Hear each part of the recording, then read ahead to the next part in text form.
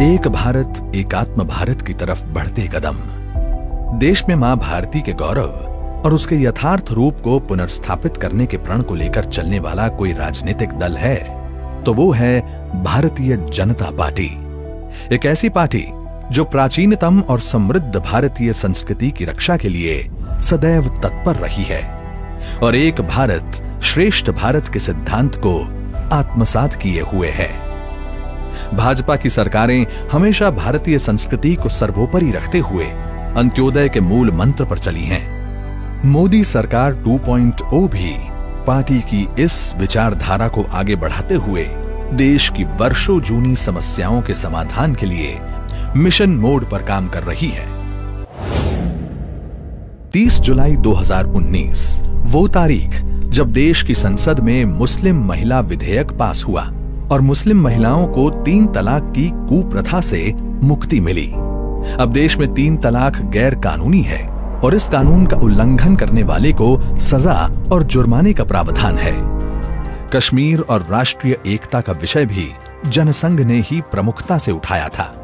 श्रद्धेय श्यामा प्रसाद मुखर्जी के नारे एक देश में 2 निशान, 2 विधान और 2 प्रधान नहीं चलेंगे को आत्मसात करते हुए पार्टी के कार्यकर्ता दशकों तक लगातार कश्मीर समस्या के समाधान को लेकर आवाज उठाते रहे।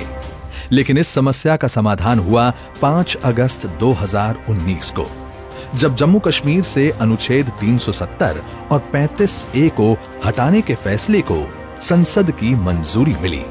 इसके बाद जम्मू कश्मीर और लद्दाख 2 केंद्र शासित प्रदेश बनाए गए।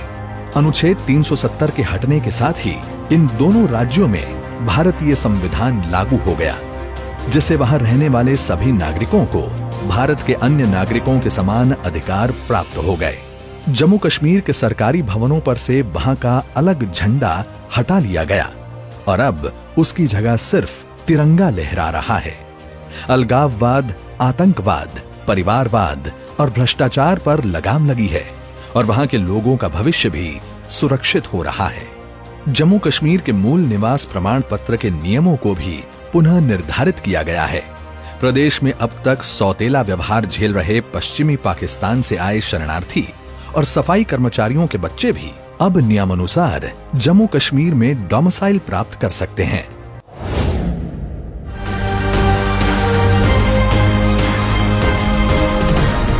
भारतीयों की आस्था से जुड़े अयोध्या में श्री राम मंदिर के मुद्दे को भी दशकों तक निजी स्वार्थ की राजनीति के कारण लटकाए रखा गया।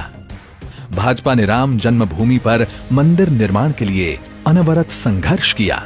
केंद्र में मोदी सरकार आने के बाद राम मंदिर मामले की सुनवाई में तेजी आई और नवंबर 2019 को सुप्रीम कोर्ट ने राम जन्मभूमि के पक्ष में फैसला सुनाया।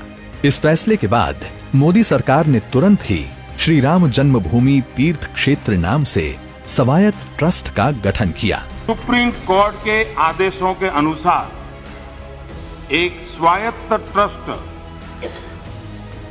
श्री राम जन्मभूमि तीर्थ क्षेत्र ट्रस्ट का नाम होगा श्री राम जन्मभूमि तीर्थ क्षेत्र। ये ट्रस्ट अयोध्या में भगवान श्री राम की जन्मस्थली पर भव्य और दिव्य श्री राम मंदिर के निर्माण और उससे संबंधित विषयों पर निर्णय लेने के लिए पूर्ण रूप से स्वतंत्र होगा। राम जन्मभूमि पर भव्य राम मंदिर का निर्माण कार्य शुरू हो चुका है और राम लला चांदी के सिंहासन पर विराजमान हो चुके हैं।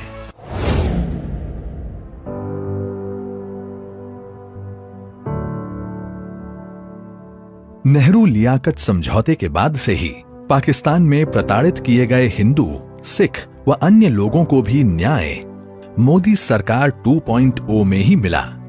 11 दिसंबर 2019 को संसद में नागरिकता संशोधन अधिनियम 2019 पास हुआ और 31 दिसंबर 2014 से पहले पाकिस्तान, अफगानिस्तान और बांग्लादेश से आए प्रताड़ित हिंदू, सिख, बौद्ध, ईसाई, जैन, पारसी लोगों को भारत की नागरिकता मिलने का रास्ता साफ हुआ।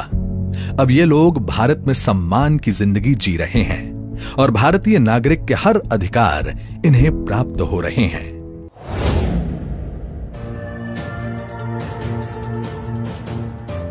उत्तर पूर्व की प्रगति और वहां के लोगों के सशक्तिकरण के लिए मोदी सरकार सदैव प्रतिबद्ध रही है। वर्षों पुराने ब्रू रियांग शरणार्थियों के मसले और असम में बोडो समस्या का भी मोदी सरकार ने स्थायी समाधान निकाल लिया है। करीब 34,000 ब्रू शरणार्थियों को त्रिपुरा में बसाया जा रहा है और उनके पुनर्वास के लिए केंद्र सरकार आर्थिक मदद भी कर रही है। बोडो समझौते के बाद अब बोडो की सामाजिक, भाषाई, सांस्कृतिक और जातीय पहचान को बढ़ावा मिल रहा है और विभिन्न परियोजनाओं से जनजातीय क्षेत्रों का त्वरित विकास सुनिश्चित हुआ है।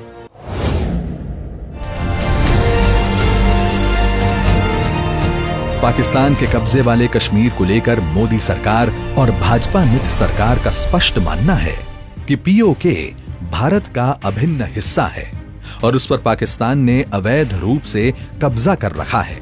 यूएन सहित सभी अंतर्राष्ट्रीय मंचों पर भारत ने अपने इस क्षेत्र को वापस लेकर सामरिक और भौगोलिक अखंडता और प्रभुता की रक्षा के लिए कटिबद्धता जग जाहिर की है।